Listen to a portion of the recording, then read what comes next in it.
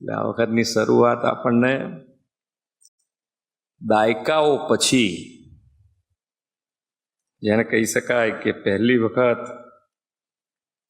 ત્રીજી વખત કોઈ વડાપ્રધાન તરીકેના શપથ લેતા હોય તે માન્ય નરેન્દ્રભાઈ છે. ને એમના વિઝનરી લીડરશીપના કારણે આપણને દરેકે દરેક સેક્ટરમાં આપણને ગુજરાતને અને આજે દેશને ખૂબ મોટો લાભ મળ્યો છે. એમનું વિઝન છે કે ભાઈ મુશ્કેલી આવે અને આપણે જો કામ કરવા જઈશું તો ઘણી વાર થઈ જાય, તો મુશ્કેલી પહેલા એમાંથી કેવી રીતે બહાર નીકળવું એના ઉપર હર હંમેશ એમણે આપણને માર્ગદર્શન આપ્યું છે. ને એ પ્રમાણે ગુજરાતમાંય કામ થયું છે ને આજે ભારત દેશમાં પણ કામ થઈ ગયું.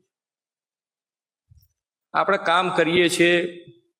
હું તો 2010માં જ્યારે કદાચ અહીંયા પહેલી વખતે મેં કીધું હશે, 2010માં જ્યારે સ્ટેન્ડિંગ ચેરમેન હતો ત્યારે પણ જનરલ બોર્ડમાં મેં કીધું હતું કે જ્યાં સુધી આપણે એ વખતે તો માન્ય મુખ્યમંત્રી હતા નરેન્દ્રભાઈ, તો નરેન્દ્રભાઈ બેઠા છે ત્યાં સુધી વિકાસના કામો માટે પૈસા નહીં ખૂટે, એવું એ વખતે મારું કદાચ એમાં બોર્ડમાં આપણે રાખતા હોય રેકોર્ડ તો એ બોલેલું છું. આજે પણ તમે જુઓ તો વિકાસના કામો માટે તમને કોઈ પૈસાની તકલીફ નથી. પણ ક્યાંક ને ક્યાંક જેમ જેમ આપણા અનુભવ આવતા જાય છે એમ કે ભાઈ રાજકોટની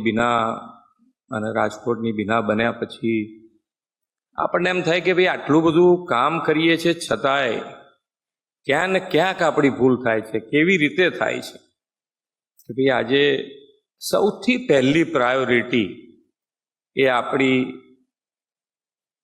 માણસના જીવ માટેની હોવી જોઈએ.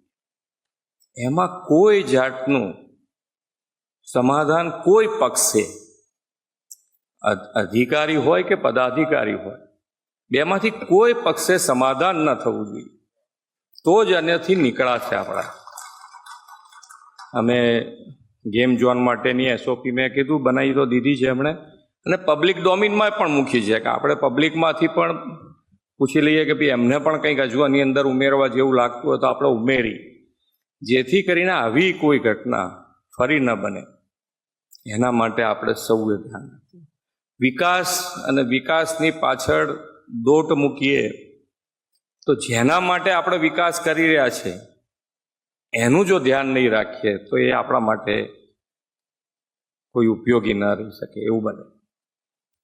હવે આપણે જે કામો કરીએ છીએ વિકાસના, પણ વિકાસના કામોનું દર વર્ષે 1-2 દિવસ બેસીને એનું મોનિટરિંગ ન કરી શકાય કે ભાઈ આપણે આ વર્ષે આટલા કામો કર્યા તો એ ક્વોલિટી કેવી થઈ છે, ખરેખર કામ થયું છે નથી થયું, કેટલું બધું ક્યાંક ને ક્યાંક આયા જ કરે, કંઈક ને કંઈક આયા જ કરે. આપણે એમ લાગે કે આટલું બધું કર્યા પછી પણ એક કામ આજે તમે જુઓ તો આજે છાપામાં ક્યાંક ન્યૂઝમાં મેં જોયું છે કે ભાઈ કોઈક સરકારી ઓફિસ હોય કે એની પાછળ પેલી પાનની પિચકારી મારે કે નિર્મળ ગુજરાત 2.0ના શું એનો વર્ડિંગ એમણે વાપર્યા છે પ્રેસમાં.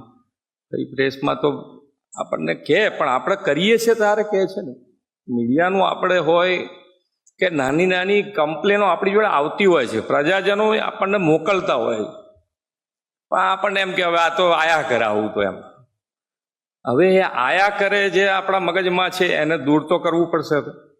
કારણ કે એમાંથી કોણે ખરેખર સાચી કરી છે. શરૂઆતમાં બે બાજુ તકલીફ ઓછી છે. શરૂઆતમાં ક્યાંય પણ ઇનલીગલ કોઈ પણ જાતનું કામ એને શરૂઆતમાં જો આપણે રોકીશું તો બંને બાજુ ઇઝી છે. જેને આપણે બંધ કરાવીએ છીએ એના માટે ઇઝી છે, એ આપણી સામે નહીં પડે જલ્દી, અને આપણા માટે ઇઝી છે કે ભાઈ ઝડપથી એ દૂર થઈ જાય. પેલું ઘર કરી જાય, મજબૂત પાયો નખાઈ જાય છે, પછી તમારે બધાને મતે તકલીફ થાય, આપણને તકલીફ થાય. તો આ નાની નાની ફરિયાદો જે પ્રજાજનોમાંથી આવે છે એનું પણ એક સોલ્યુશન માટેનો વિચાર કરી શકાય કે ભાઈ એ લોકો ફરિયાદ કર્યા જ કરતા હોય છે, નથી કરતા એવું નહીં, બધા જોતા હોય છે. હવે તો આપણને સીધી પેલા એમાંથી વિડીયો બનાવીને મોકલી દે છે કે આ જુઓ તમે વિડીયો, આ કામ થઈ રહ્યું છે. એટલે હવે તમારે ક્યાંય હોદવા નહીં જવું પડે, પણ પબ્લિક તમને મોકલે છે એની પર તમે ધ્યાન આપશો તોય તમારું ઘણું બધું મોનિટરિંગ થઈ જશે. પણ વિકાસ રૂંધા એ રીતની ફરિયાદો પછી કોઈ કર્યા જ કરે તો એ પણ નકામું છે. પણ આપણે બધાએ જોવું પડે કે ભાઈ આ ધ્યાનો રાખીશું તો જ આ બધામાંથી, કારણ કે એટલા બધા કામો થાય છે. મેં કીધું ને એમ કે આજે છાપામાં એક જ જગ્યાએ હશે, ઘણી બધી જગ્યાએ સાફ હશે. આપણી કેટલી ઓફિસો હશે, એમાંથી એક જ ઓફિસમાં આવું થાય એટલે આપણું બધું કામ, તમારું બધું કામ કરેલું ઝીરો થાય. તો આપણે બધાએ તૂટી પડવું પડે ને એક જણ ઉપર કે તું શું કરે, તારા હિસાબે અમારે આટલા બધાને વાપરવું પડે. મેં કીધું છે કે ભાઈ 11 થી 5 ઓફિસમાં જે તમાકુ ખાતા હોય એ લોકોને રિસ્ટ્રિક્ટ કરવા જોઈએ. આપણા બધા જ પદાધિકારી પ્રજાજનો આવતા હોય તો એ લોકોને પણ ઓફિસ અવર્સમાં ના કરે તો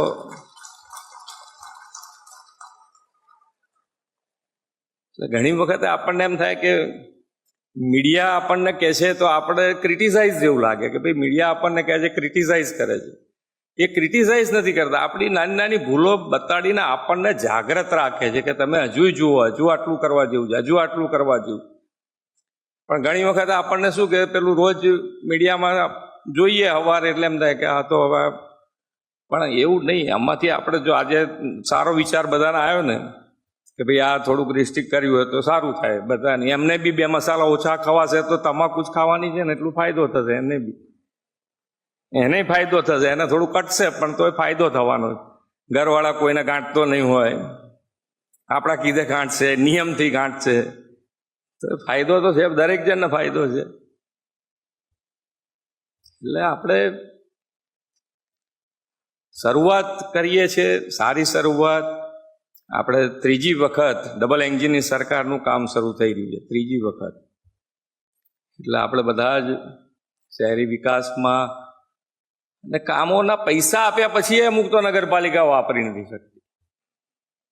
એ લોકોએ તો ખાસ વિચાર કરવો જોઈએ કે પૈસા આપ્યા પછી નગરપાલિકા વાપરી ના શકે તો કઈ રીતે ચાલશે. ઘણી બધી નગરપાલિકાઓને એવા રિપોર્ટ છે કે જેને પૈસા આપ્યા પછી પૈસા નથી વપરાતા. અને ઘણી નગરપાલિકાઓ એવી છે કે જે આપણે ડબલ મંજૂર કરીએ છીએ ને,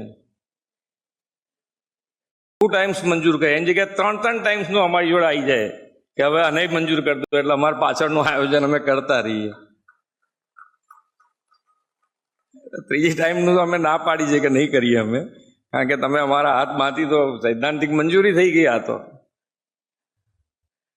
પણ છતાંય આપણે દર વર્ષે જેટલા તમે નગરપાલિકા જે નથી કરી શકતી એ લોકો જો ખરેખર સારું કામ કરશે તો તમતાર બીજા પૈસા તમારા જે હકના બને છે એના કરતાં વધારે તમે મૂકશો તો એ મંજૂર કરી દઈશું અમે.